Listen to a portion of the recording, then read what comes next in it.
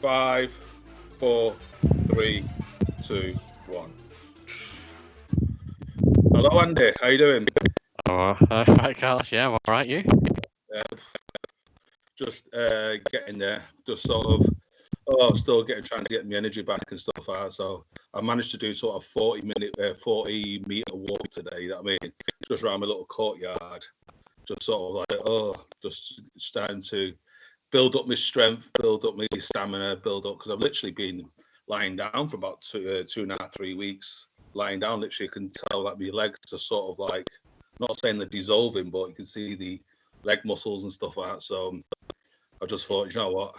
This is the first human interaction I've had, apart from my mum, my sisters passing me food through the window and stuff like that. So I've literally had no human interaction or anything unless it's via text or. Are you on the ground floor? Yeah. Oh, that's lucky for you, man. I know that's lucky. It's like, that's was lucky. So yeah, just sort of like I've lost about a stone and a half or something.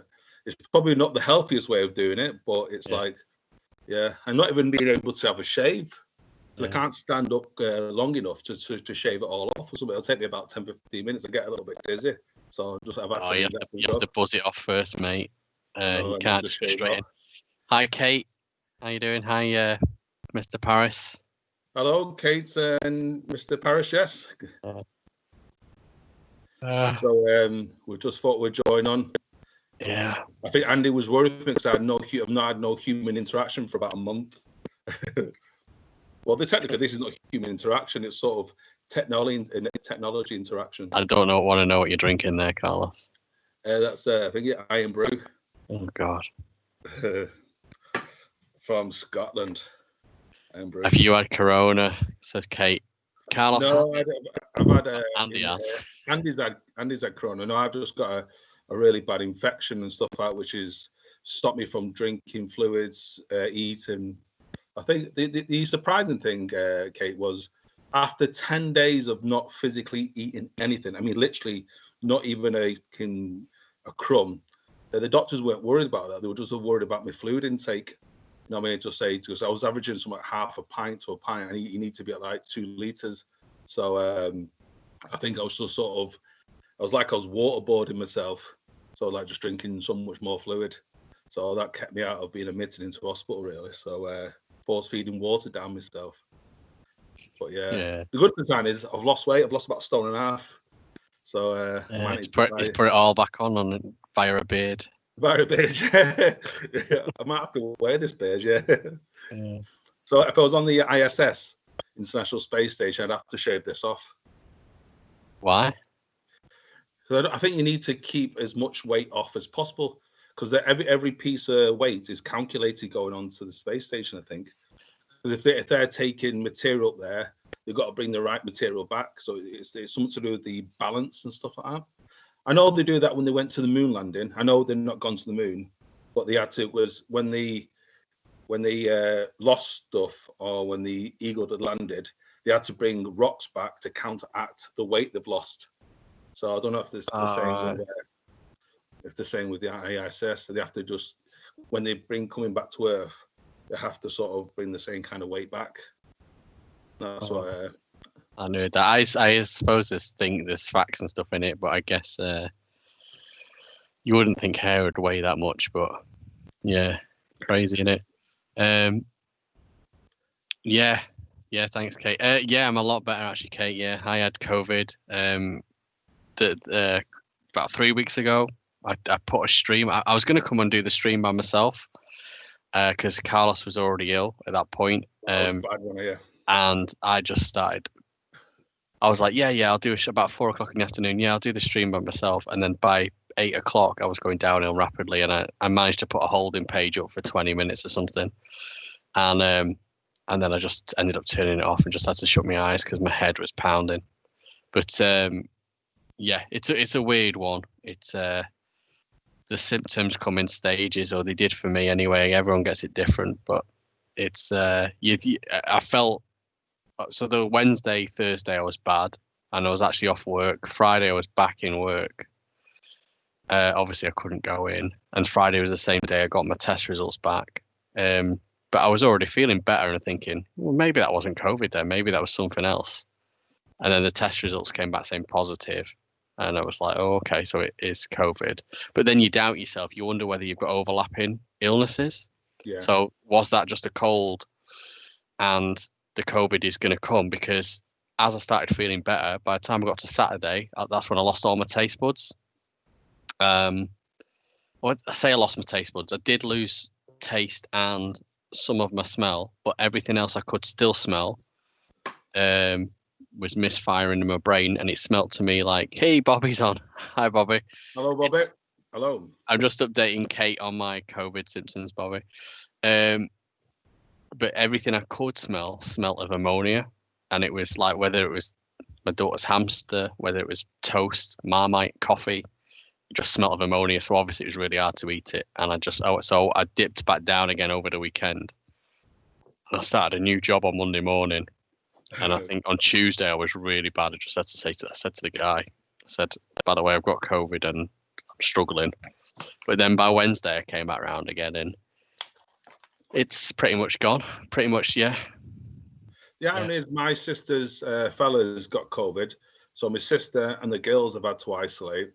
But the girls were just fine, just playing along. It's weird how kids just sort of like don't seem to show any symptoms. That's the thing. I mean, kids are practically walking viruses, aren't they? Kids, in the nice term, and they just they must have loads of viruses in them, and they do pick everything up from. Sorry, hold on. I'm just making sure I'm not standing on my headphones again. I don't want music to start playing on the live stream. Yeah, they pick up everything because they're so close to other kids, and the bubbles are far too large in schools. They should have done something. I'm not saying they should have shut schools, but they should have 1 week half the classes in, the next week the other half the classes in, and then they get homeschooled. Because I had to homeschool my daughter for 2 weeks while we were self-isolating, and got loads of stuff. She got loads of stuff done. So I know it's hard, but if you self-isolate and you can't go anywhere, then yeah. Do you think it could be the same with? I'm not saying that they're in the same category, but schools and prisons, because it seems to be the coronavirus stats seems to be quite low in prisons and schools. So do you think because they're so congested and they're in? I don't think so. I think they were quite high in lockdown 1 prisons. That's what I heard. That it was rife in prisons and no one was talking about it. And I think maybe it's quite low. It's quite low because everybody's. Well, it's probably quite low. It's probably quite low now because it's gone through everyone. So it's a bit like the jab that's coming out. You get a jab, and apparently it doesn't kick in for 7 days because it basically gives you a mutated version of corona, which means you get corona in your system, but it can't mutate. So you're not going to get ill from it. But what you will do is you'll build up antibodies. So then after 7 days, you've got enough antibodies that you're then immune to it.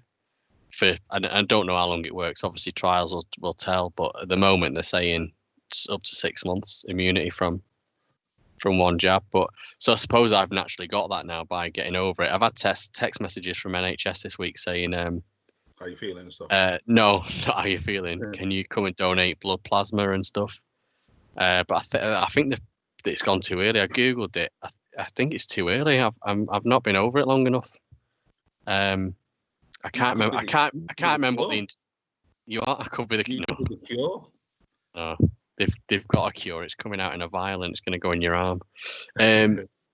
But yeah, I can't. I think I clicked the link and went to the page, and I can't remember what it was. But I think they've contacted me too early for that sort of stuff. But yeah, so there we are, talking about Corona yet again. So I know Bobby and Kate weren't on last week. I know Mr. Paris was, and we mentioned that Utah monolith.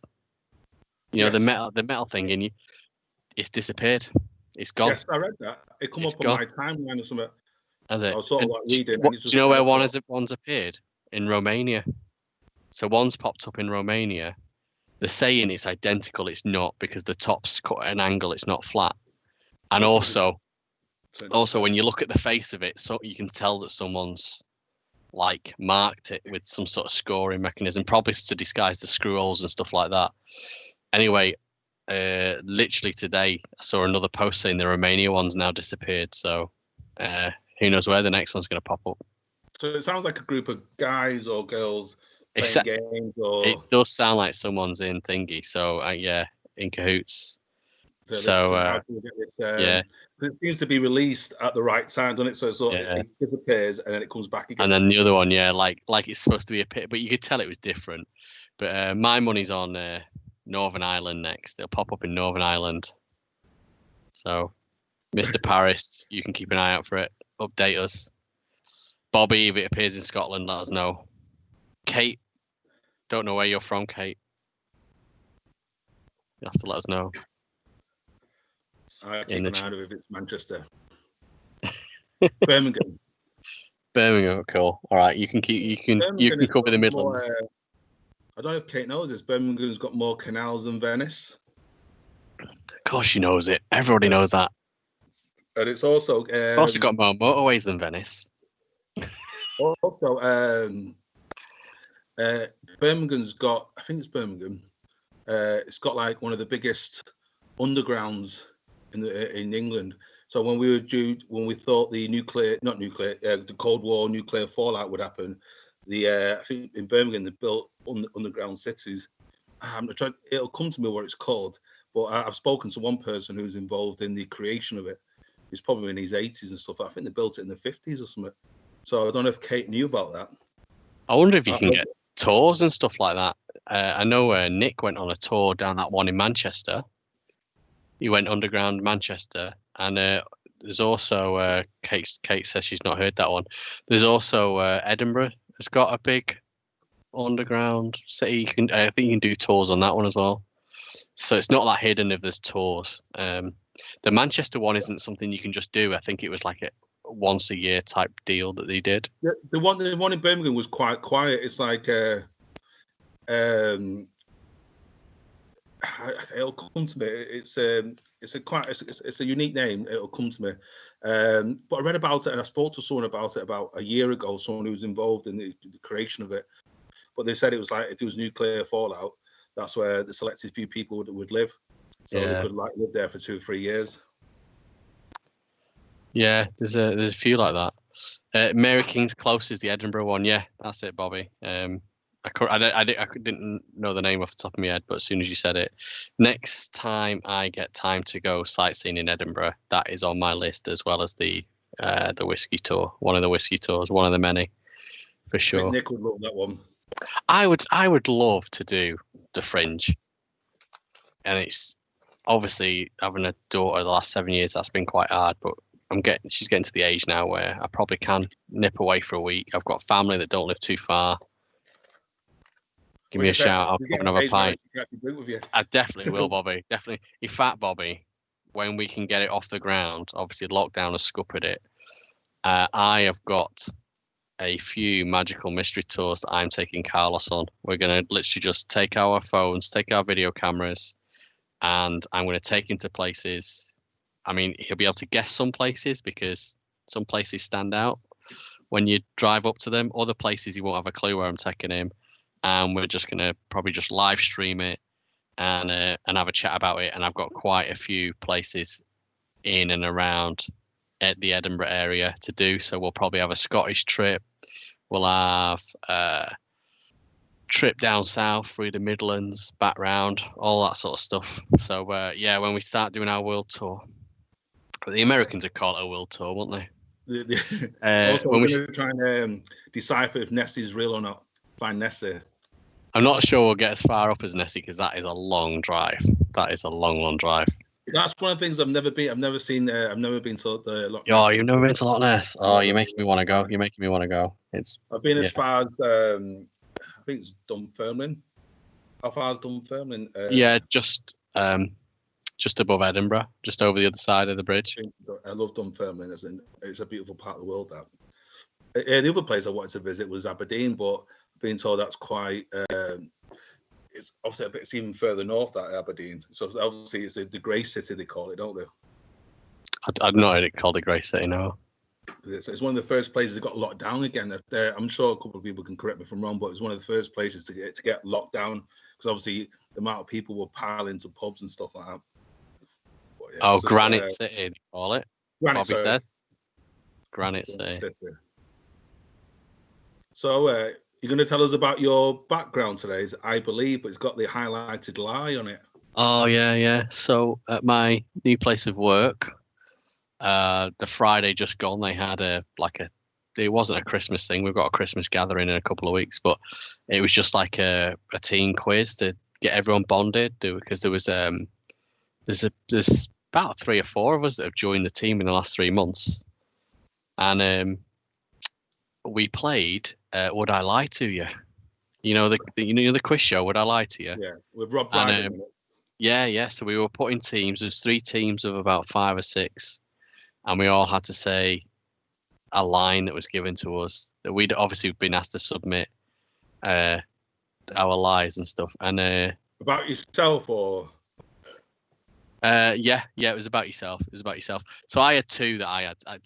Should I test you guys on it? Should I give you a two? All right. So so the first one was what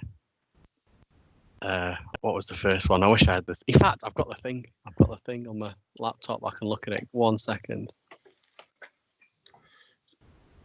so you have to give a line and say, did this happen to me, or Yeah. this not So I'll read it out. Here we go. Right, I'll read it out. So, right, first, number 1. On a team building event, I walked into the bedroom of a female manager. You walked into the bedroom on a female manager. I walked into the bedroom of a female manager, not on a female manager. Okay. On a team building event. So basically then people just fire questions at you to try and work out whether it's true or false. So you can fire questions at me in the chat room to try and work out if I'm lying about that or if that's the truth. So were you drunk at the time? I wouldn't say I was drunk, but we'd been in the bar in this building, in this manor. It was a manor house. We'd been in this bar most of the night since we got there. And I think I went up at about 12:30, 1 o'clock. So I wasn't that drunk. I wasn't that drunk because we knew we had a big day the next day. And we all said, "Oh, we're just going to take it easy." So I wasn't that drunk. So how did you get into the room then? The door was just unlocked. I was trying to find my room. But don't you need a key to get in somebody's room?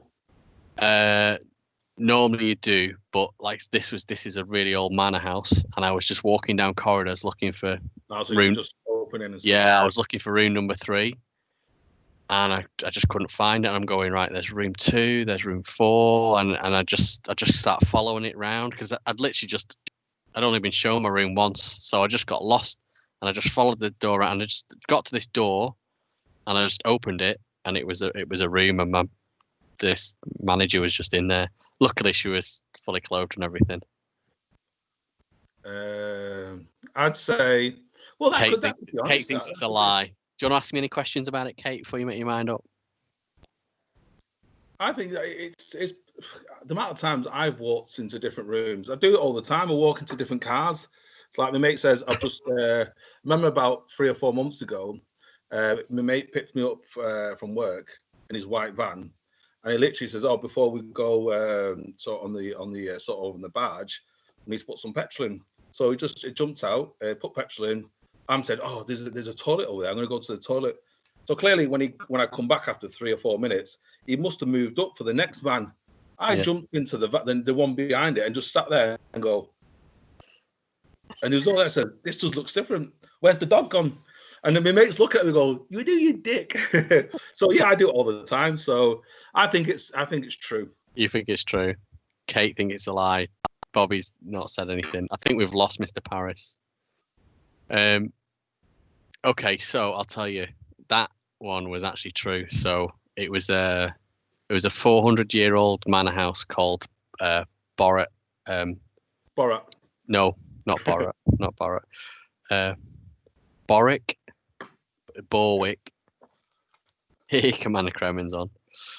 Borwick. Yeah, it was called Borwick Hall, and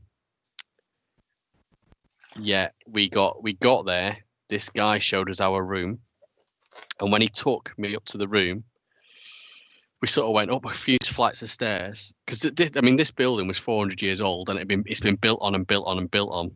Yeah, man, we started early tonight. It's been built on and built on and built on, and So it's all like afterthoughts added on as the manor house has grown. So he shows me to the room. So I'm following someone. Not only that, but the doorway to the corridor to my room was open. Literally dropped bags, came back out, shut the door behind me, back down the stairs, into the bar, started drinking, as everyone else did. And then, so we all started going off one at a time. So a couple of people had already gone to bed because we knew, like I said, we knew we had this big day the next day. And so I goes up and I'm going, right, set of stairs. And then Mr. Paris says he was digging for a photo and he thought it was probably true. So, and I get to this corridor where there's a few room numbers and I can see 3, just the number 3. And it's like, it's a white wall, but it's all like, panelled. Yeah. And it just says number 3 on it.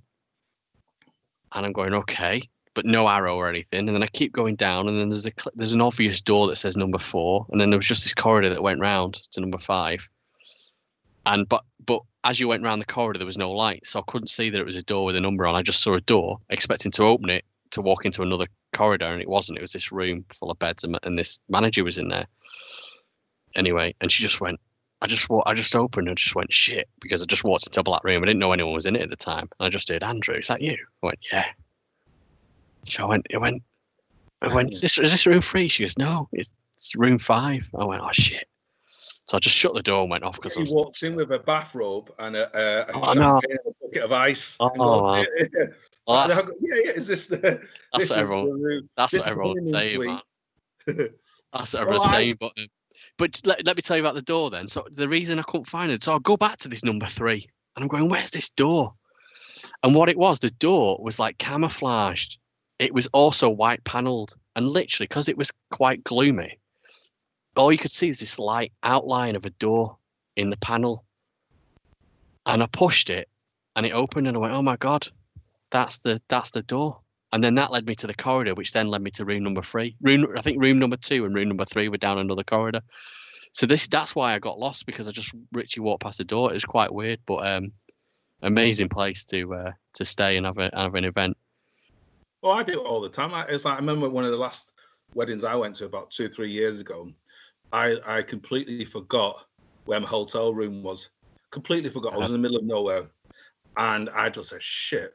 I only bought a little bit of clothes, just me suit, I had it on, and just sort of changed of like top and jeans and stuff like that. And I couldn't remember my room, so I just managed to speak to people who attended the hotel. Is it okay if I just sleep on your floor? And they go, why? I don't remember where my hotel room is. I do not remember the name of it or anything. I've lost the card. I've lost everything. And it literally just says, yeah, you can just sleep on the floor. And there's literally, this couple just let me sleep on the floor. They just threw me like a duvet, a bit of a quilt or something, whatever it was, on the floor, and just threw me a pillow. I'm just on the floor there completely. That was just random strangers. I've never got a lot out of a hotel, but the amount of hotels I've been sleeping in, and they've all got cards these days, haven't they? Yeah. Electronic cards. You lock the door or whatever. The amount of hotels I've stayed in with work when you're on your own, and in the middle of the night, someone's opened the door and walked in, and then sees like your legs sticking out the end of the bed, turn around, and then they go out, and I'm like, how have they even got in? It's happened happened absolutely loads to me in loads of different hotels. It's just like, I have stayed in lots of hotels with my mates, like before weddings and all that. And sometimes actually staying in the hotel rooms are better than the actual wedding itself. The amount of people I remember once there was a story where it's about 10 of us staying in rooms. I know people, obviously I don't smoke, but my mates said I can't be arsed walking down 3 flights of stairs to go and smoke. So they put all the old like bin bags over the fire extinguisher, not fire extinguisher, fire alarm, and literally just smoking. The next day, they just billed our accounts. And I said, listen, I don't care what anyone's doing. I'm not paying for anything because I did not fucking smoke. But yeah, literally you wake up in the morning, you're like, how the fuck, you just see cigarette ashtrays and everything all over the place. But yeah, some of the best times I've had have been in hotel rooms with my mates. But I'm surprised we've never been kicked out. We've been that close to being kicked out sometimes, but not that time. But no, just what was the other one? Was it a good one or the other question? Yeah, the other one is so there was a picture and we all had to say a line how we knew this guy. So just imagine I'm showing you a picture, and my line is, This is Pascal, my next door neighbour, who once came to rescue me to get rid of a spider. Oh, I won't go into it, but I'm going to say no.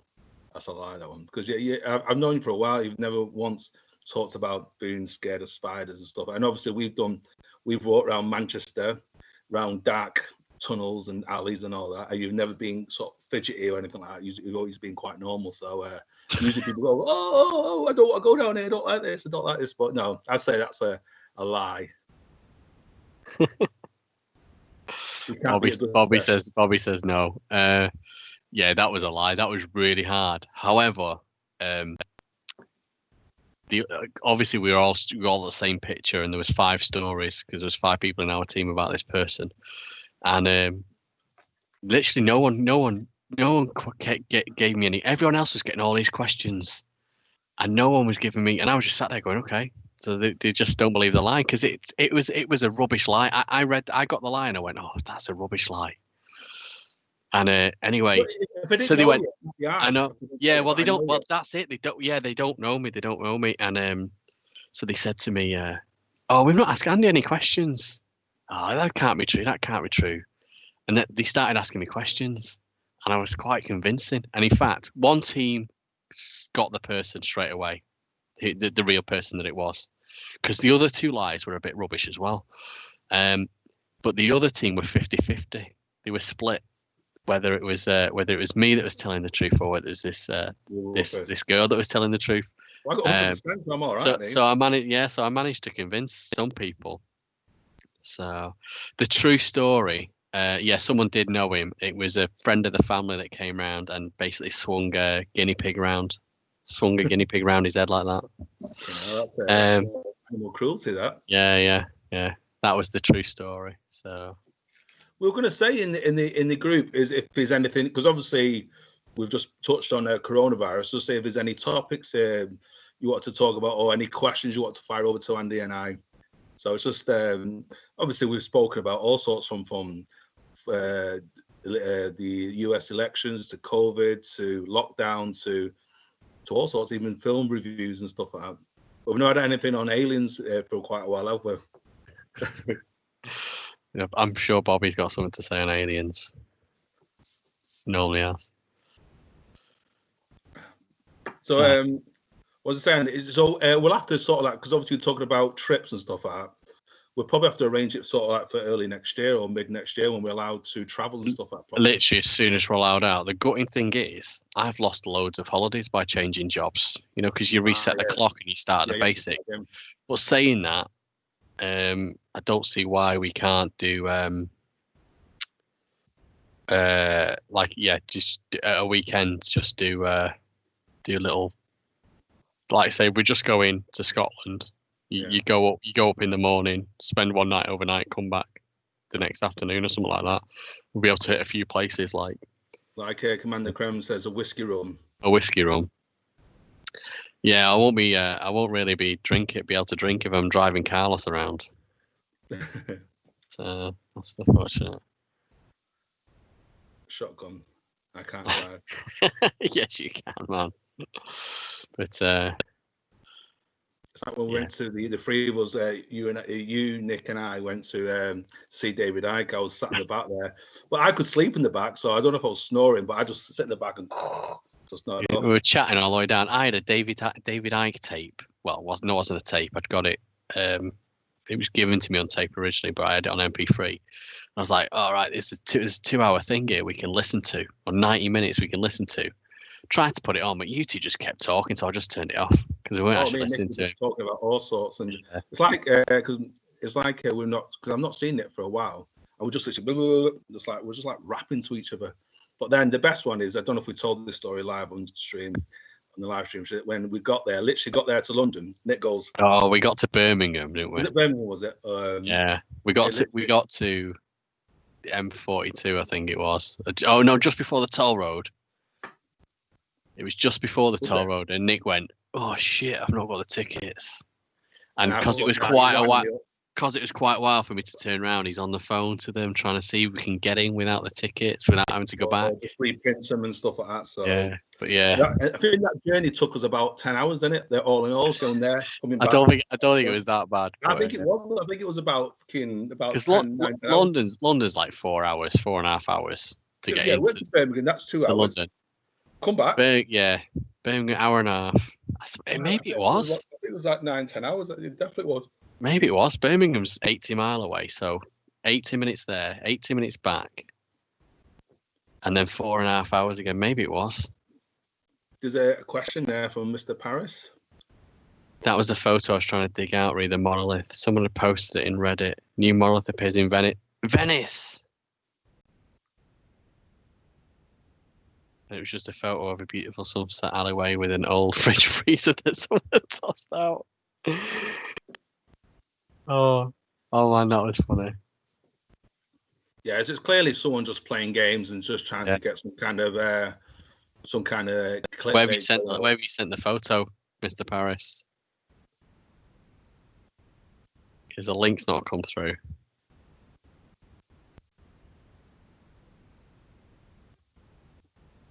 So clearly, is it certain websites is getting the information first, or is it across various websites?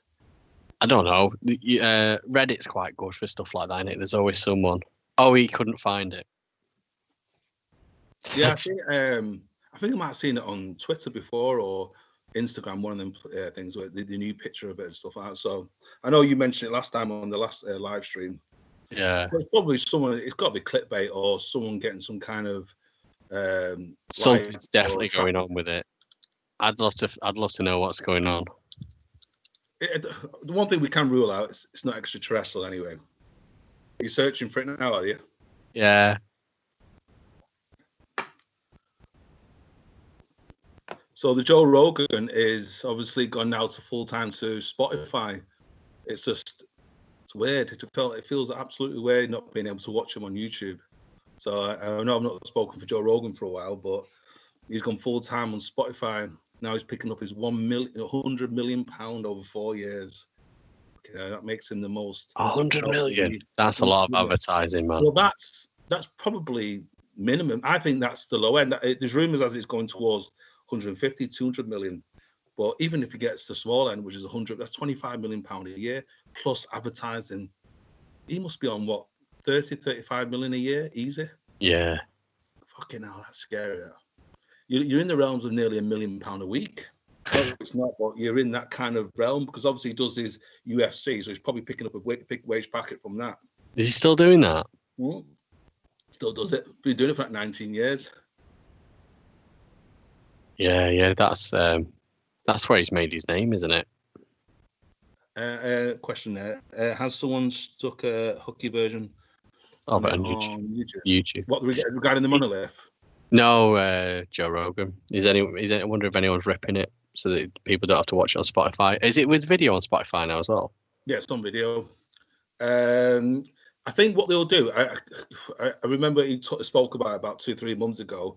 They're going to put the live full, say 3.5 hours, whatever, on Spotify. Then they'll have like 10-15 minute snippets on YouTube, just little clips of it. You know what I mean? So, because you might not watch the 3 hours, you might just watch all that segment on politics or that segment on science or that bit on conspiracy theory. So you can just sort of move over to Spotify. So that's what we're going to do. Because you don't want to, one thing you advise any people, you don't want to piss off YouTube. Yeah, obviously if you part from YouTube, fair enough, but you don't want to piss them off because they are the biggest outlet in the world, aren't they? I think they've got something like 30, I thought it'd be a lot more, but I think they've got 32 million YouTube channels out there. I thought it'd be a lot higher than that, but 31 million channels out there. So it seems to be the format for everything. But there's one thing, I'm gonna do an exclusive here. I shouldn't be saying this, but I'm gonna tell you. So the people listening will be one of the first to know. I was talking to a person very high up in the music industry, and he was telling me that Spotify are beginning to, over the next 5 to 10 years, they're going to move away from music. Music will still be part of their sort of their campaign, but they want to corner the market of the podcast they want to start bringing all the biggest podcasts. So music will be a part of their subsidiary, but podcasts. So Spotify, over the next 5 to 10 years, music will be part of the business, but it's all going to be podcast. So watch this space. So they're going to start bringing all the best podcasts over, exclusive. Yeah. How do they make money from it? Does it play adverts when you? I don't have a Spotify. Does it play adverts when you try and listen to something? Yes, but that's if you've got. I've got the premium one, so it doesn't play adverts. So therefore you're paying them anyway. You're paying them for $9.99 a month.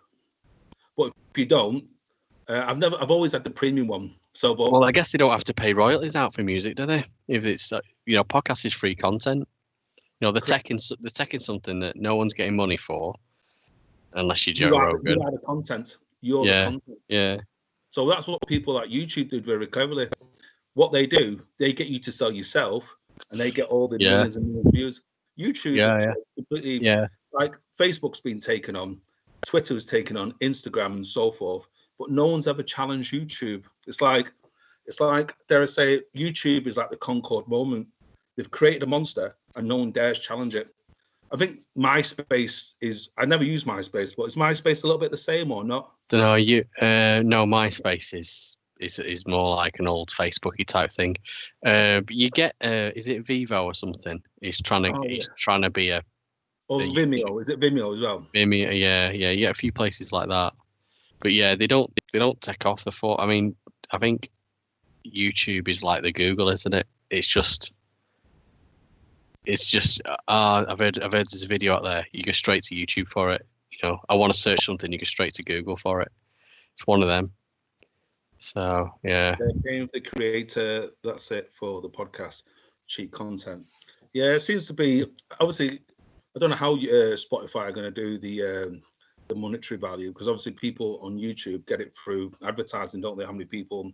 Subscribe. But they make it so hard for content creators to get money. The amount of stuff they dial back on. You've got to have a certain amount of subscribers. You've got to have a certain amount of minutes watched in the last so many days. This is YouTube. You've got to have depending on the content of your video, you won't get paid. They'll still show adverts on it, but you won't get paid for those adverts.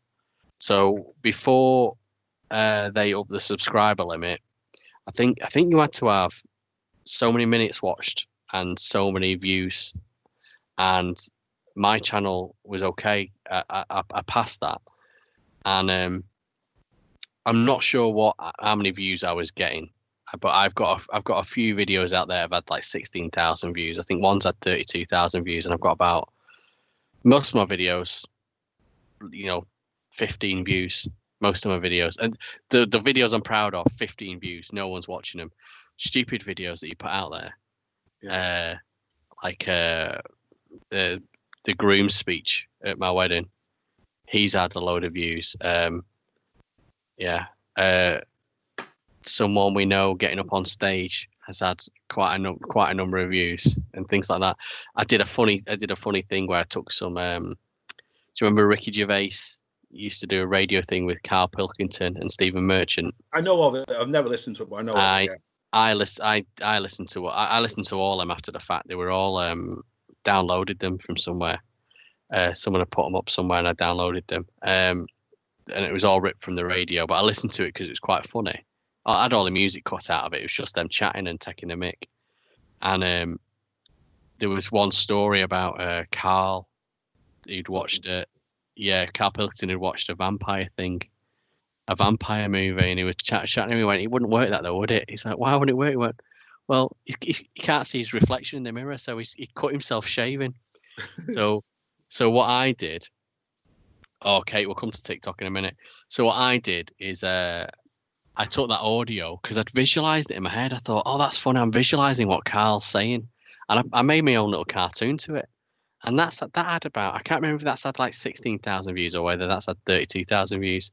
But not long after that, maybe about 2 or 3 years after that, Ricky Gervais' cartoon came out, and it was a cartoon with the audio of them having the same conversations. And I was like, no way. Someone has seen that on my YouTube channel and gone, that is brilliant. But I've never been asked to take it down for royalties or anything like that. But I made 2 lots of 60 quid out of my videos just from normal things. What, 60 quid you said? 2 lots of 60 quid, yeah. Just from having a few thousand views, and then they changed it so that you had to have 1,000 subscribers. I'm still on the. I think I've got 130 subscribers. I'm way off 1,000, so I've got to get up to 1,000. I've got to get up to 1,000 subscribers before I can start making any money out of it again. So and you also have to go. Yeah, you also have to go through hoops to get it. But TikTok is, I think, very hard to monetize. There are adverts on TikTok, but you're not getting it. Yeah. They just show up. So TikTok are making money from the adverts that show up. You don't get a lot of adverts. I think it's just when you launch the app, you get an advert, don't you? Iron Brew. Yeah. Iron Brew. I need a little bit of sugar. Sick of drinking water all the time. I thought you were drinking your own wee. But I read a couple of articles on TikTok about monetizing it, and you can get a lot of followers. And Carlos has been absolutely fantastic. We've got a lot of followers, but they'll watch a 15-second video, but not a lot of them will swipe, go to your profile and click a link and come and find a podcast, for example. If we could get some of them, how many people? About 6,000 in that. 60,000. No, 6,000. 6,000.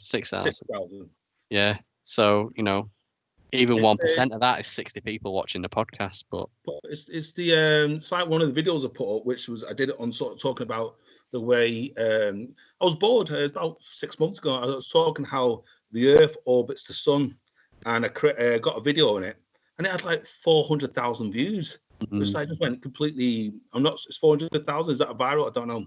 But it went crazy. I mean, I had to turn my notifications off on my phone. It just went biddy. It's like 400,000 views and something like 16,000 comments. It just went crazy. Yeah. It's just about, it just shows. But then I put other videos with, yes, this is a great video. It's had something like 200 views, 300 views. You just don't know what people find interesting. You think that's a good video. The one I did for that, I thought it was a great video, but I didn't think it would have 400,000 views and something like 16,000 comments on it and stuff like that. Yeah. I need to turn my notifications off. That's crazy. But he is drinking Iron Brew, yeah. Yeah. So I just a bit of sugar. Yeah. No, that's cool. So anyway, that was where my background came from, because it was my background. That's why I went on the thing. So I found I found a picture of a UFO and I put the word believe and then I put lie in the middle, and that was my background for my team quiz, because it was the lie to you thing. Well, you don't believe in UFOs, do you? Well, that's why you've got the lie. It's a lie. The thing is, I know we spoke up before, but I'll always go back to like 98, 96, 97, even 99% we can describe or even question. It's that 1-2% we can't question. So that's a debate for another time. Yeah. Kate, I think you can make money from followers if you start merch. Possibly. Talking of merch, I'm not wearing one of the t-shirts tonight, but we've got a merch store now. If you click our if you click that all my links that was in the chat at 9:15, on there I think it'll have merch, and you go to the merch store, and this so the logos that we've got in the middle, we've got some of them images as basically just on t-shirts, hats, bags, whatever. So I was wearing the t-shirt last week. I meant to put the blue one on tonight and wear the blue one. You have to get mine ordered. Point to my left. To my left, isn't it? No questions. I thought there might be questions. I'm pointing in the wrong direction. No, that is the right direction. Yeah. The one with the pyramids. I think we've got that one, and is on there. I've definitely got the one with the flamingo. I was wearing that, and then I've just have the normal logo and stuff like that. So yeah, Carlos needs to get some ordered. He needs a new hat with the logo on. And also, do you do baseball caps? No, baseball caps. No, I used to when I was about 16, 17. But I used to look I don't think they do beanies. I look like something from a rap band or something. Rap gang. So I used to wear, but I used to wear them down there. So I used to like. Yeah. So I like hats. I've always loved my hats. No, just say, is there a question from the group or anything what's been tickling your mind or sort of things that or questions from previous podcasts or live streams? We think, you know what, I forgot to ask such and such a question to Andy or I. Yeah. Tempted to go and get my t-shirt. I'm gonna show you. One sec. Let me go and grab them. Back in a sec. You keep chatting, Carlos. I was just going to see what you're doing then. The one thing I seem to do in a live stream is always when United are playing. So I don't know what the score is of United at the moment. So please don't tell me. I'm absolutely nervous. Switch after I finish this podcast. I'll probably switch over. So we need a draw to qualify for the next part of the Champions League. But hopefully, fingers crossed, we get qualified. Oh, question. Commander Kirk, will I be taking your vaccine? Straight in. Whose vaccine? Will I be taking? Will you be taking the vaccine? Well, one thing for sure, I won't be first in the queue. I don't think I'll be second or third in the queue. So that's a nice t-shirt. Keep talking, Carlos. It's a good question, Commander Crown. As of this second, I'm going to say no. You won't be first in the queue because you're not over 80. Exactly. But I don't know. If everyone else takes it, I probably don't need to take it. But I think let your own immune system deal with it. I'll take it. If it's compulsory and you have to, because it affects you getting on a train or a tram or a plane, there are no options. I'll have to take it. I'll take it. Do you think the new Chinese moon mission will spark another space race, especially with them returning some new samples? Yes, I think, because didn't India send a sort of like some kind of simulation or some kind of rocket into space, which was done for £50 million, which is practically petty cash in terms of space race. So I think people can do things cheaper and push especially with the success of SpaceX, where it'll bring the cost much. It'll bring it down. Yeah. So I think yes, it might spark a space race, because the one thing. It'll be private though, won't it? Was the India and China one private, or was it not? Are they just having their own little space race now? I think we're just trying to see that they can do it, because obviously India's created its own Silicon Valley. China's got its own Silicon Valley. So I think, yes, good question. I think it will spark another space race, because if the Earth is congested, like if you look at it as a chessboard, then the next stage is to go to space and you can start observing. It's like Tesla have put, 50, 60 satellites into the orbit. They're going to put another 500 into orbit. I think China are going to want to do the same. Yeah, possibly. You'll be able to get into space because of the satellites and the debris and all that. Well, they've created a thing called the crab or the claw. The crab or claw, I can't remember. Where they're going to send it into space and they're going to grab big objects and throw it towards the Earth. So it obviously sort of like burns up in the atmosphere, during the when it's entering the atmosphere. And like that. So it's called the claw or the crab, but I think it's the claw. It's called. So just and that's the premise of the next James Bond film. You're saying? No, sounds like it. Thunderball 2. Correct me if I'm wrong. I'm going to say the claw. There's a device being sent to space called the claw to get all the debris and burn it up into the atmosphere. I've read it or I've actually dreamt it probably. So it's one or the other. But I'm sure I'll be right. Kate, I'm taping. I'm a celeb. I'm going to watch it in a bit.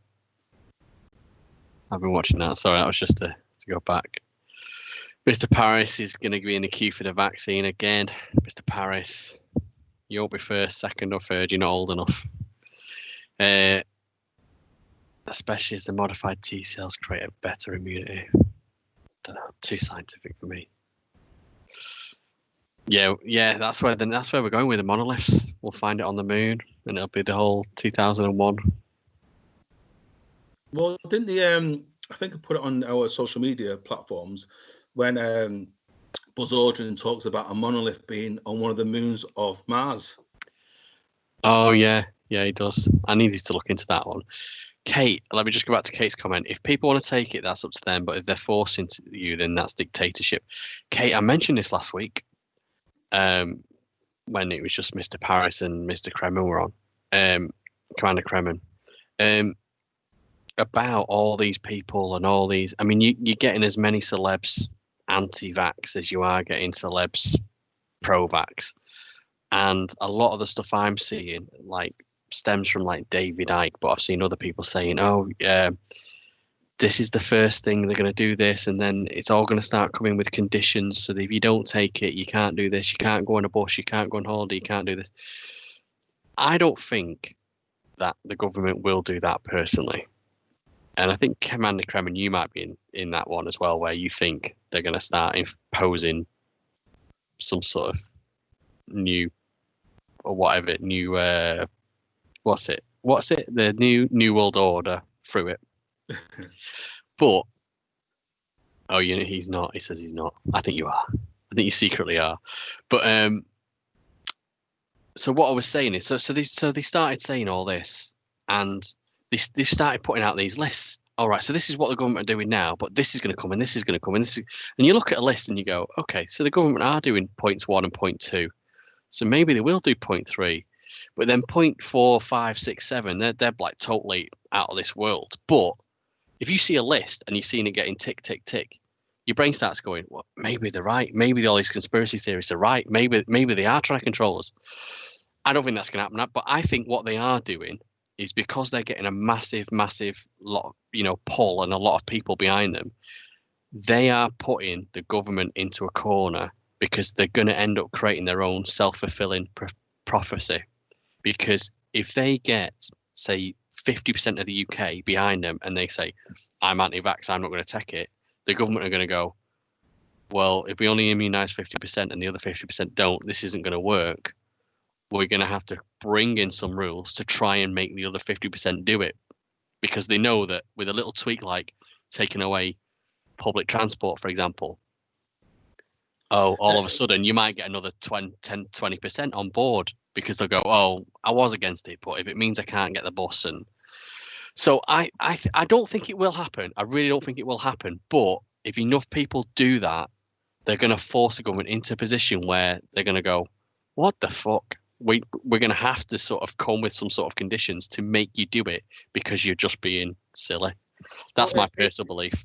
Kate brings up a great point there. She's not anti-vax, but pro-choice, and obviously that's a good. Because obviously you don't have to. You shouldn't have to do things.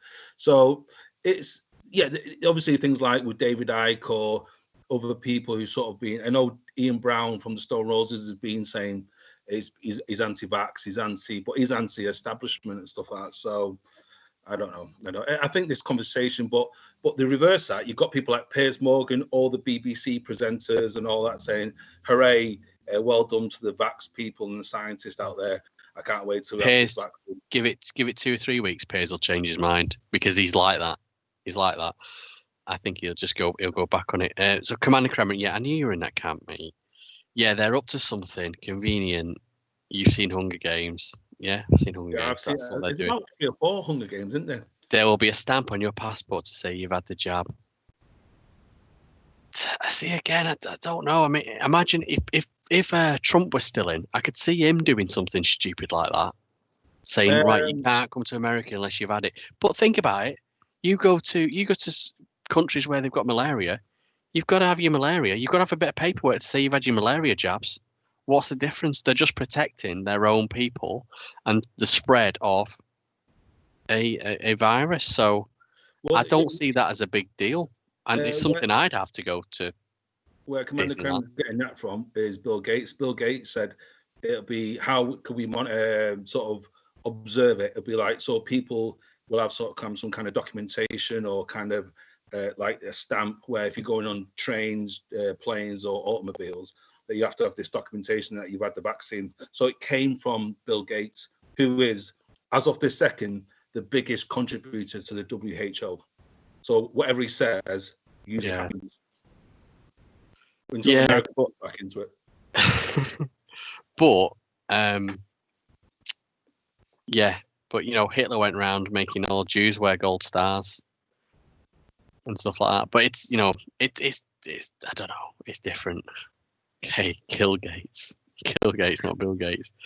Yeah, the stuff about Bill Gates, and I mean, Carlos, you friggin', was it you tweeted just earlier about the virus having nano tracking something in it? Oh, That was, yeah. that was you. That was you. I'm like, oh, Carlos, you don't really do that. So Yeah. no, I just sort of got the Yeah, ball because rolling. we've managed to get GPS tracking devices down to cell level. Oh, I'm sure we can. I'm sure that we've got technology down. So have you seen some of the smallest cameras ever made? It's sort of like you can get it on a pinhead. Yeah, yeah. Bobby, pressure we put on companies not to employ staff. See, this is the sort of thing that will be on the list, that people are putting on the list that are further down, and it's one of them things where you see. So at the moment, there's no restrictions or pressure at the moment, other than it's the right thing to do.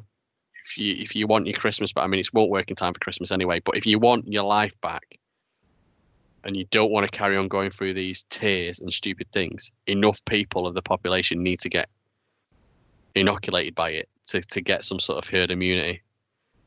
And if so many people believe in all this other stuff, they're going to have to start imposing stuff. So they might go, okay, you can't go public transport. You have to get a bus pass. Everyone needs a bus pass now. Yeah. And the bus pass has got a date on it which says when you last had your injection, so that you can get on a bus to show that you're not going to infect everyone else that's also on that bus. There'll probably be an app, some kind of app. Everybody will, as long as you've got a smartphone. Because that's working right, isn't it? That's working well. But whatever it is, right? They'll come. If they do have to do it, whether it's for travel reasons or whatever, then as soon as you get that one tick, all these conspiracy theorists are going to start pointing back at that list and going, oh, number 4 will be the next one, number 5, and then number 6, you won't even be able to get a job unless you've had it, and then number 7, you won't be able to have kids unless you've had it, and number 8, you won't be able to buy drugs unless you've had it. All these sort of things. They'll just start pointing at all these lists. So yeah, Bill Gates is sort of. I think there's one person who's come out pretty bad in this during the lockdown and coronavirus. Is Bill Gates. He's come. I don't know if it's because he's an easy person to attack, or there's some, obviously there's always, when you're at the top, I always say when you're at the top, you're there to be shot down. So he's one of the elite. He's been the elite for like 30 years. But there's one thing people ask, why does he do it? He's worth about over £100 billion.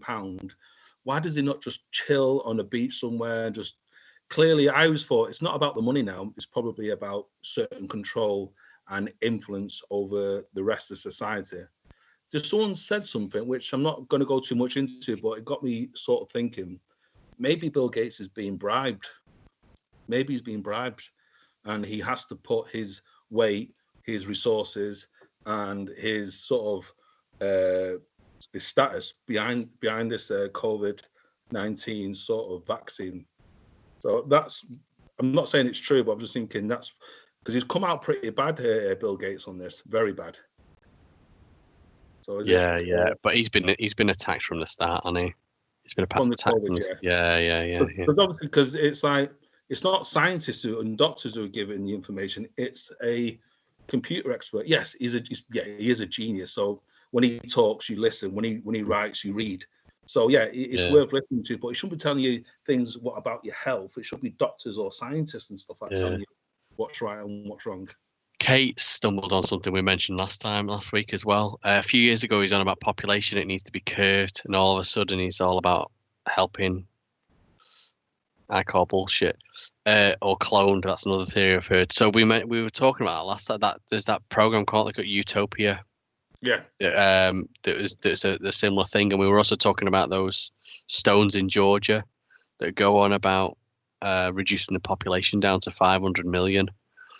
For planet Earth and stuff like that. There was a good documentary on actually last year, and it was an English guy. I can't remember what he was doing, and he was talking about the average birth rate, and how we're at we're at 8 billion now, or just about to, or just over. 7.8, Yeah, so we're at 8 billion, and next it's going to be 10, and they reckon 13 is it. Once we hit 13, that's it. It's the Earth can't sustain more than 13 billion people. It doesn't make sense because some countries are in decline, like Russia. Population. Yes, yeah. This is what he went into. This in decline. I want to say South Korea. Yeah, South Korea is in decline. Yeah, this is what he went into, man. This is what he went into. So he said on average. So he said, so for example, the UK. So to keep a level population, you need to be under. Every woman needs to have less than 2.1 children. I think it is. So so if it was 2, obviously it takes a man and a woman to make a child. So for every couple, 2 kids. So 2 people have 2 kids, and you maintain it. Obviously you get infant deaths and people die before they're able to then have kids. Yeah. So this is why you need the 0.1. So the 0.1 accounts for that. So the UK, I believe we're at 1.6, might be 1.8. So the average woman in the UK has 1.6 kids when you average it out. Yeah. Okay. And those other countries will be the same, Carlos, that you mentioned are in decline. But there's so many other countries that are at like 8, not 1 point something, 2 point something, like 8. They're literally having an average of 8. Every woman is having 8 kids. Yeah. And these are third world countries, and mostly, or like poor China, poorer countries and stuff like that. Yeah. And the guy was saying, that we are tackling this because we're getting in there and we're increasing health, and the reason they have so many kids is because so many children die, but they always overestimate it. The families always overdo it, and he says it is coming down, and he said, but it just takes one famine, it takes one natural disaster, and this rate will jump up again. So the global rate will jump up again, and he said, and that's not what we want to happen. And literally a couple of months after watching that documentary, COVID happens, and I'm like, oh shit. So it's going to be, the numbers are going to start dropping. So the numbers are going to jump again massively, yeah. They're going to jump, you think? They're going to jump, yeah. Birth rates will jump. Decline or something. No, birth rates will jump up, I think. On average, globally. I'm not saying in the UK or whatever, but it is one thing. It's obviously it's a difficult subject, but abortions through the roof at the moment. You keep saying that. I ain't seen none of the stats. How is it through the? How are these places even opening if you can't even? It's taken me. I went to the dentist today, and it's taken me since lockdown 1. I was booked in pre-lockdown 1 for this dentist treatment, and it got cancelled. I've only got it today.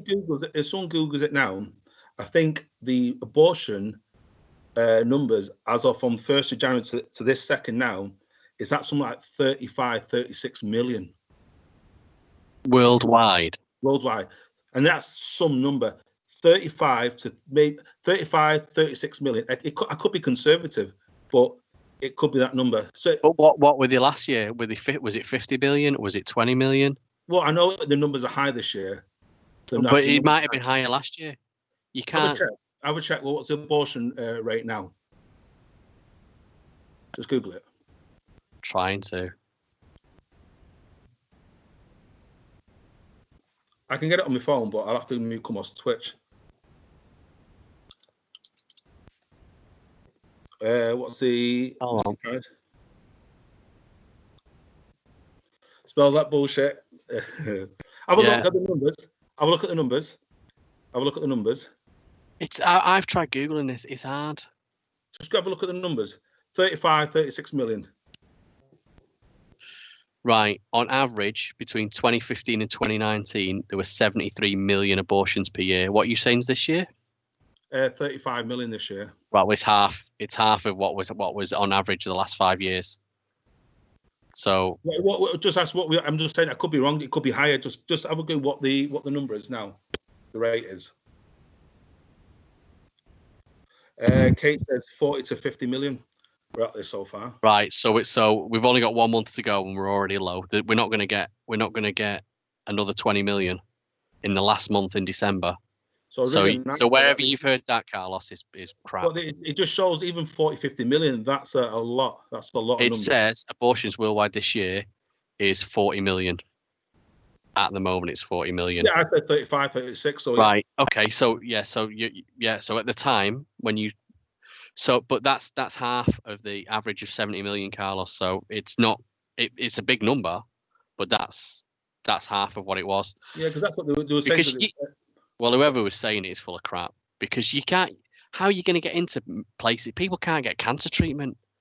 Well, how they come up with the vax was through abortion. The war vax or something. I need to find it. So basically, they keep when women's come into abortions, they harvest the baby and they use that baby for the parts and create the vaccine. So through abortion. That sounds like bollocks to me. Let me just, because it's a horrible subject to talk about. That's why people don't like talking about it. It might be, but it sounds like bollocks to me. So,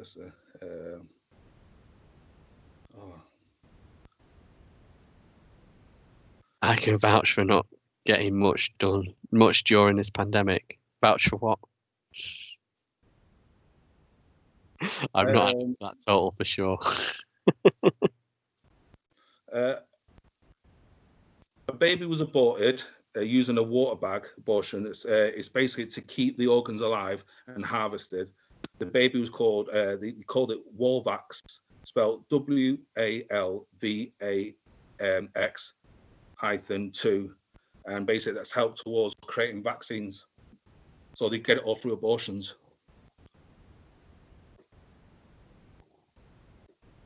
I was reading articles on it. Walvax, but if you put abortion and put WALVAX-2 abortions.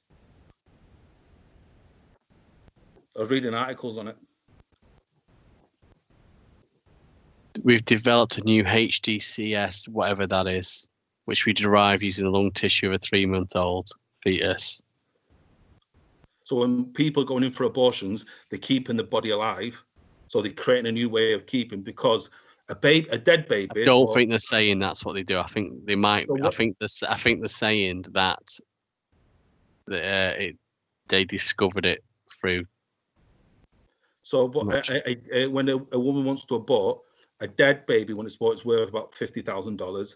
A baby what's alive, where they've kept it in, harvested it into a body bag, whatever you want to call it, it's worth $500,000. So you can imagine hospitals doing 20, 30 abortions a day, how much money they can make out of it. I don't think they're making money. It's one of them subjects. It's a difficult subject to talk about. But the hospital's not making money, mate. Again, we're going down that. No, I get information sent privately. 4chan, I don't read 4chan. Well, I've just been reading it's a female child. She'll post a link on Facebook tomorrow. Kate will post a link. It's true. I've seen it to a male child to post it, the link. Yeah. So yeah, it's just the population's at 7.8, which I read about 7.8. Yeah, that's why they were saying the abortion rate was a lot higher than normal, because they needed more babies to fucking harvest and practice on, and X, Y, Z. So the numbers could be, the official numbers, which are public, they probably might not be correct. They might be manipulated for less. Not all vaccines are created like that, though. No, I'm not saying all vaccines. We're always talking about this one.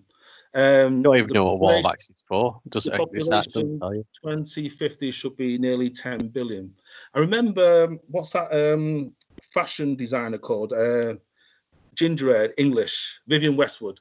Vivienne Westwood was sort of like saying, once we get to like a number like 10, 11 billion, there's going to be billions and billions of deaths, because we won't be able to sort of manage it through water, through famine, X, Y, Z. So Vivienne Westwood was a big pioneer on this.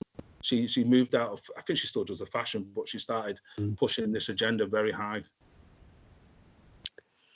So 2050, that's I don't apparently these cells, these Warvax, sorry Carlos, I'm still reading, these were obtained more than 50 years ago.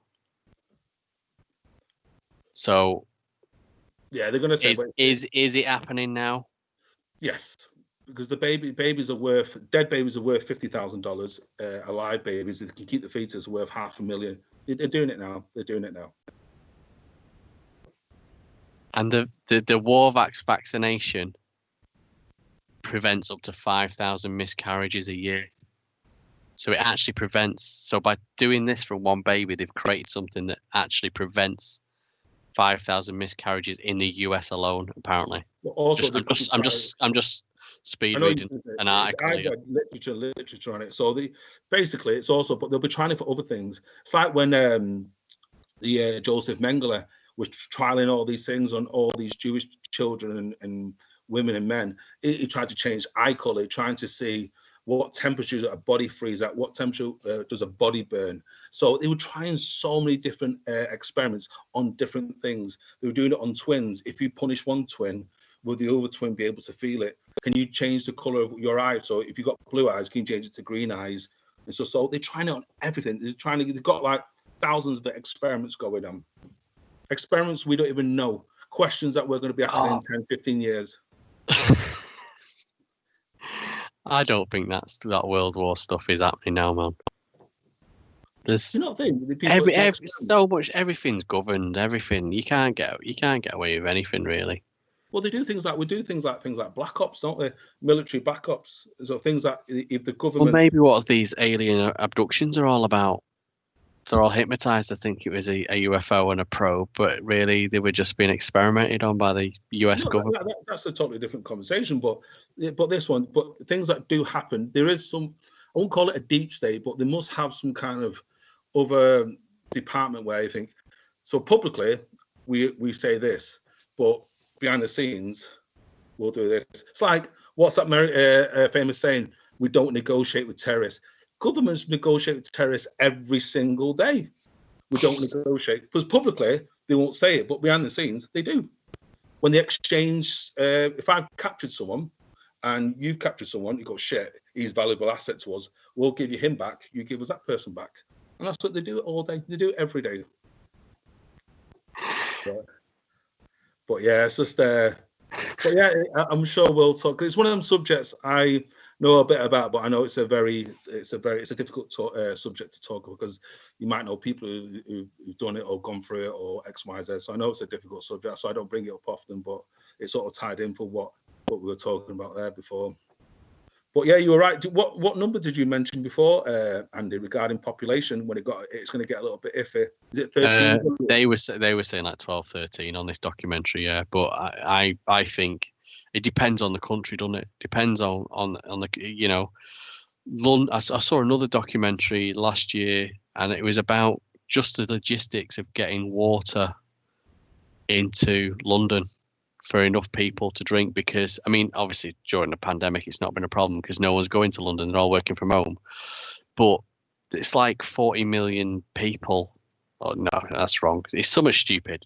The amount I had a London tour last year actually, and they do tell you the amount of people that commute into London, it's in the millions every single day, and then they go home again at the end of the day, and it's like, and all those people have got to drink and eat and thing. Yeah. So obviously a lot of people you go and buying pot, beer, whatever, liquid. Well, London's the most congested city in the world, London. Yeah, but they were saying that the logistics of getting enough clean water in, even just to flush the loos, never mind drinking taps and stuff like that. And that is where your next wars are going to come from. It's going to be over water, because it'll start with cities, but it'll end up being countries, and UK will be so overpopulated we can't generate enough of our own water. Europe won't give it to us because they'll be struggling as well. Well, you mentioned sort of like things about the war that we don't think do things from the war. Vernon Brandt said, control the oil, you control the governments. Control the water, you control populations. And I think Henry Kissinger actually sort of said that in a way. When all these water shortages and riots start happening because of water and food, wait for the conspiracy theories to come out and say, no, it's just the government controlling us. They're doing this on purpose. 'Cause I No, it's think, not. you It's know, because there are we can too only many do that. people. There's too many people living in that city. But we always talk about climate change. We've got fresh water sitting there in Antarctica, so we'll probably have to break up the icebergs and sort of bring them over. That's one way of doing it. Because we've got literally, if the Antarctica was to melt, I think the oceans will rise about 100%, 100%, 100 feet, 100 feet. 110 meters. Didn't Brewster's Millions? Didn't you remember when you know the film Brewster's Millions? Yeah, with Richard Pryor. Yeah, and he has to spend all the money in 30 days, 30 million in 30 days, Yeah. and he inherits 300 million if he does it. And he was investing in all these programs that were going to fail. And one of the guys that wanted money investing was like, "Oh yeah, there's this country that have got no water. What we're going to do is we're going to sail up to the to the Arctic. We're going to chop off a big iceberg. We're going to attach motors to it, and we're going to sail it down and into Africa or whatever country it was that had this drought going on." And that was the same thing that you just said. It's one of them things. It's like we've got all this water reserve there. It's maybe that's one way of doing it. So because we're talking about water, it's literally we can only drink 2% of the water's 2% of the water which is available. So the rest is obviously would kill us. Yeah. What was it? There's quite a few questions then. Kate was looking for a link, but she can't find it. She mentions London are only in tier 2. Yeah. He ain't gonna put him in 3 years. He's done us over. What's Birmingham? I know we're in. I know Manchester's tier 3, and what's Edinburgh, Bobby? Oh, you're 3 as well. Okay, so Kate's 3. Is Bobby a 3? Mr. Paris, Northern Ireland. You'll be a 3, will you? Northern Ireland, yeah, was pretty bad. Northern Ireland at one point. Yeah. Oh, he's still in total lockdown for another week. Gosh. Oh yeah. I remember seeing something last week about that. Yeah, because I think quite a few places in Scotland were quite bad. We mentioned earlier on the live stream. Lockdowns. Yeah. Lockdowns made no difference to me, Carlos. I know you've been ill. you've been ill all a lockdown. But I've not gone out anymore. I started a new job. I'm working from home. Do you think you've changed as a person? Like you've become more of a recluse, not in a horrible way, No. but more reclusive? No. No. I'm still going out, walking and stuff. It's more weather dependent now, though, isn't it? It's either freezing or it's raining. Mr. Paris, are you a jambo? What's a jambo? Jambos, you call people the sort of from certain parts of Edinburgh. I think Alex Ferguson used to call people. If you support a certain football team, they used to call them jambos or something. I'm sure. Oh, a football team. I'm sure. And I'm 1.5 miles from the border in zone 2.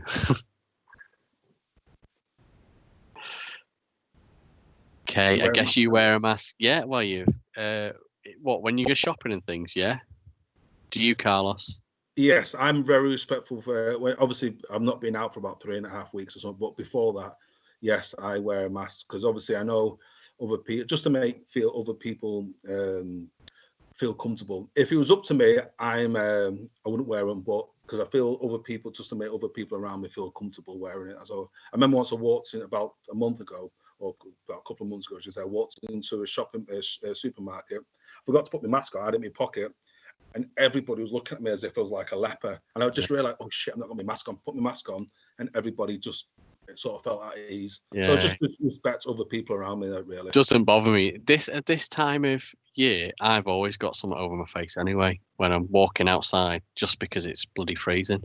Yeah, don't bother me that. Wearing it, I'll wear a mask. And I got COVID anyway when I was wearing a mask. I could. You might get didn't you? Well, I think so.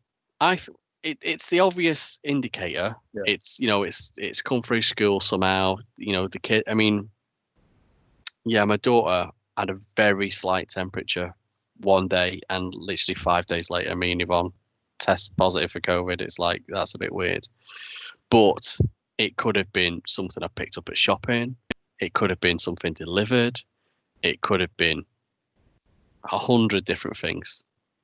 You know, I mean, they say now, you know, yeah, masks stop stuff breathing and stuff like that. But if you breathe, as you're breathing through a mask, they say that it clings on the outside. So if you go around and you're constantly adjusting your mask, and you've got it, and then you touch something in the supermarket, and someone else then goes and picks that up, they've got it on their hands without them knowing.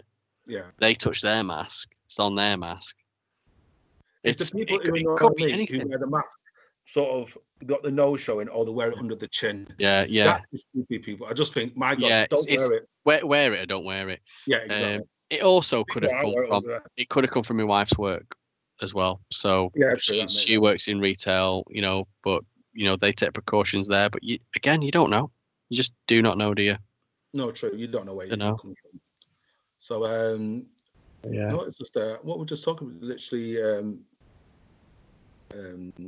I'm still wondering what the hell you're talking about, Commander. No, so there's a question before. There was a question before about. No, it's about the water. Is it relative? You know, it's from Mr. Paris, according to most experts. That's it. I've seen a comment before. Read that amazing. The amount of water remained relatively constant over the past several billion years, according to most experts. Yep, that's what I want to look for. Well, water's a cycle in it. You drink it, it comes out again, it gets processed, goes into the sea, evaporates, goes to the clouds, it rains the clouds. So the water cycle is pretty continuous, but it's about if there's a lot more beings on the planet, whether it's animals, whether it's humans, drinking it, you're going to get to a point where that cycle isn't. The cycle will always be working, but it won't be raining fast enough to. Because of if you start drinking like water that comes out of Buxton water that comes out of caves and it's all filtered, takes thousands of years to go through that. Those deserts at the moment, where you got all these little circles on satellite pictures in the middle of deserts, because they've learned if they drill down, there's a massive layer of water. Well, the Sahara Desert was water based. Yeah. The Sahara Desert. Well, they're drilling down, they're tapping into it. They bring the water up and they spray the crop, and they're going, right, we can make the land fertile again, right? And they're producing all this food for certain areas of the world which normally wouldn't have this food being able to grow. That water, it was another one of these wildlife documentaries type things. I'm not sure what it is. I want to say 50 years, but it might be less than that. But they reckon once that's gone, because it took 50,000 years to get that water accumulated down there, it's not raining there, so it's not filtering back through. And even if it did rain, it would take 50,000 years to filter all the way through the rock and come out again. Once that's gone, it's going to run out, and all of a sudden, you're going to have a massive famine in those countries that are relying on that food source. Massive famine. The next one would be technology turning seawater into drinkable water. I don't know if we can. Well, do that. You can do it now. You can do it now. But it's very expensive energy wise. Where are you going to get the energy from? But burning more fossil fuels to do it, or that'll be the next question for people. That's what people are saying. Instead of Elon Musk spending all that money and time terraforming Mars, why don't it just terraform or improve the planet we already live on? What's the question? Yeah, there? Bobby's asked what area is Nick from around Edinburgh. Don't have to answer. I don't know. Livingston, I think it was. Livingston. Nick's address is. His landline number is. Commander Kremen, football, shopping. I don't know. They're talking Scottish. I don't understand what they're talking about. Wester Hales, don't LOL. I don't know what they're on about now. No, Mr. Paris, the question is, there won't be any more water. So what is the number of people that can be supported by the amount of water we have? Remember, it mentioned in the David Attenborough program. Yeah, I think that's probably where they're getting this 13 billion from. It's not. It's water. It's land that we can grow food on, or animals, and we know that is massively skewed because we're too meat dependent, and because the amount of water animals take up to produce 1 pound of meat compared to a pound of corn or whatever, or is absolutely massive. Yeah. Well, I read somewhere if they turn the Sahara Desert into sort of some kind of big solar panel, we'd be able to live off that energy. The world would be able to live off the energy because obviously, it Yeah. just be constant. Well, didn't those guys develop a road surface? So they developed a road surface that you put down, and literally it had not satellite dishes. It had solar in it, and they were modular, so you could slot them all together, right? You could do your drive as one if you wanted. So because so you do that, and he said, like, even if you just did the hard shoulder all the way down the motorways in the UK, no one's on it. But he said even if you did all 4 lanes, so 3 lanes and a hard shoulder, even though cars are driving on it, 90% of the road surface is always exposed because of the gaps between the cars, right? So that would power enough energy. Not only that, but it would also have enough energy itself to have LEDs in it, so that it could change lanes. It could say this lane's closed, there's been an accident, and LEDs actually in the road surface itself to light it up at night, to tell you when things are closed. And these guys developed it. Again, you can probably Google it, but I think they're just doing like a few select drives at the moment because no one's willing to think into it. But the investment, because obviously there must be lots of money in concrete and tarmac. Imagine those people whinging and moaning. But it's like the solar panel business. People have made businesses out of solar panel on your house. It's like concrete and tarmac. It's like, I read a stat where China in the last 3 or 4 years have spent more on concrete than America has in its whole lifetime. That just shows the amount of money in concrete. So if you've got a concrete business, you think, don't be using these solar panel things. I'm worth trillions of dollars here. I supply 50,000 jobs and stuff like that. So it's one of the things where we'll have to. What's your before we obviously looking at the time? What's your opinion on Elon Musk spending more money trying to terraform Mars, where it could be terraforming Earth or making Earth a better place to live? I think Earth is screwed if we carry on going the way we're going. I mean, we could make changes now that would stop this. I mean, again, we're sidetracking, but if we get to 2030 and the global emissions thing hasn't changed, there's like, I don't think there's any going back. That's going to get us before anything else will get us. Overpopulation, drinking water, it'll get us. But yeah. 2030 seems to be a magic number. 2030, doesn't it? I think we need to get our ass in gear before 2030. Yeah, well, they've been saying it for years, and I know Ford are trying to. Is it Ford are trying to sell? Oh no, you can't buy any electrical. You can't buy any non-electrical vehicles after 2030. Is it? Yeah, I think Volvo are one of the first companies to move it even quicker. But I think people like Ferrari, Aston Martin, or could be want to delay it even further. They don't want to go that way. Lamborghini. Yeah. It's weird. Commander Kremlin lab meat first lot just got going on sale. Yeah, I think lab meat will come in, and then hopefully they can reduce the amount of land we spend on farming and use that to grow food for humans.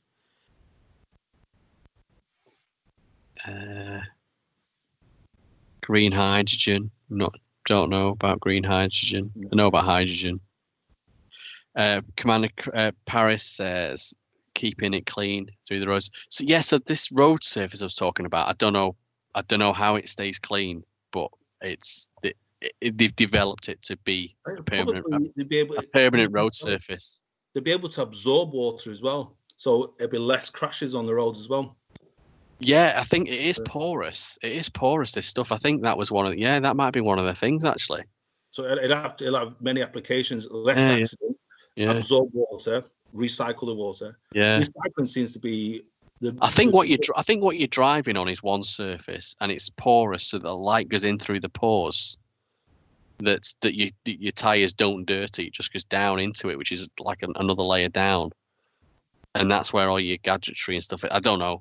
I need to Google that. I'll try and get a link for Facebook for it if I can find it. Maybe it was to Tomorrow's Worldy, and it wasn't a real thing, but I definitely remember seeing it. So it didn't look too appetizing from Mr. Well, if you don't want to eat lab meat, there's always insect meat. That's again, I've seen a lot of cooking shows and stuff talk about insect burgers and stuff like that. Oh, in China, they've probably got that already in China, but well, yeah, they are. Yeah, I wouldn't think twice. I've had a scorpion. Have you? I've had a scorpion, a mealworm, ants. I've had shark and ostrich, but nothing crazier than that, really. I've had shark, ostrich, alligator. No, I've not had that. That adventurous. There was something else.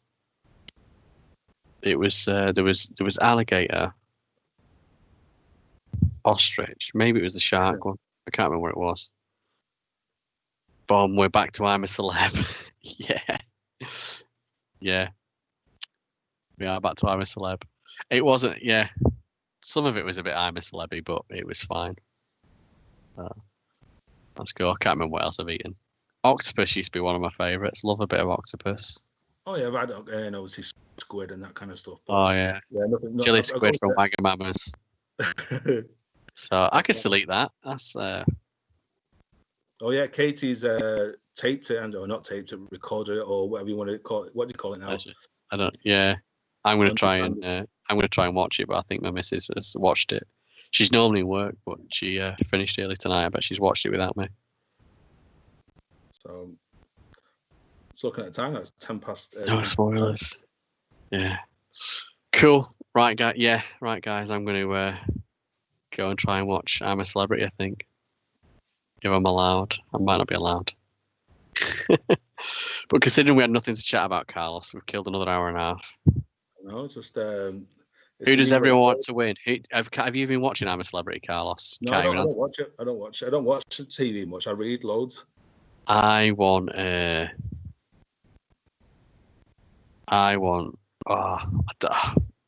don't want to say Jordan. I think Jordan. Katie Price, you mean? No.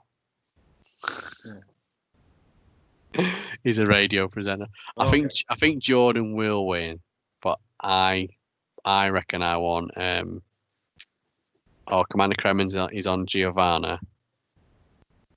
I was just about to say Kate Vernon. Yeah, he's local lad to me. Oh, he's a Bolton lad, isn't he, Kate Vernon? He's a Bolton lad. My wife went out for some Christmas drinks. Oh, maybe 10 years ago now. It was before Lily was born, and he was in the pub with who was he with? He was with another celeb. Because he just goes out. Obviously not this year, but he just used to go out. Just like a normal pub on a Christmas. He's like, because people were asking, "Oh, what are you doing?" It was one of some singer or something. So, can you believe Tess is? No, I can't believe Tess is 51. I can't believe he is. He must be younger than her. I don't know. Mr. Paris is what is that? Is what want or think want Jordan? All right. He wants Jordan to win, but he thinks Shane will win. Shane Ritchie. I've gone off him a little bit. He's 46. Oh, he's only a year older than me. What are you talking about now? You know, not a clue what I'm talking about. Vernon Kay is a year older than me. Shane Ritchie. Yeah, I think he's just done a couple of things that made me cringe and gone, Shane, you're a little bit of a dick, really, aren't you? A lot of people. Well, I thought Corrie Lady would have a lot of people that vote for her, but she was off. I thought all those Corrie fans would be voting for Liz McDonald. So, his son is doing my head in. His son. Shane Ritchie's son. I don't know whose son she's on about. Don't know. Cool. Anyway, guys, I think we're going to wrap up. You guys can keep talking about I'm a Celebrity in the chat room because Commander Kremen absolutely loves it. He'll talk about Tess Daly all night. And if he gets bored of that, he'll change the subject to Gal Gadot, Wonder Woman fame. He keeps arguing with people. It's on. It's this shit, yeah. Commander Kremen, not. I don't know what he's on about. Right, guys. I'm going to call it a night. Oh, there, see, Gal Gadot. Nice talking to you. Stay safe, stay well, stay healthy. Yeah, peace, love, and Randy.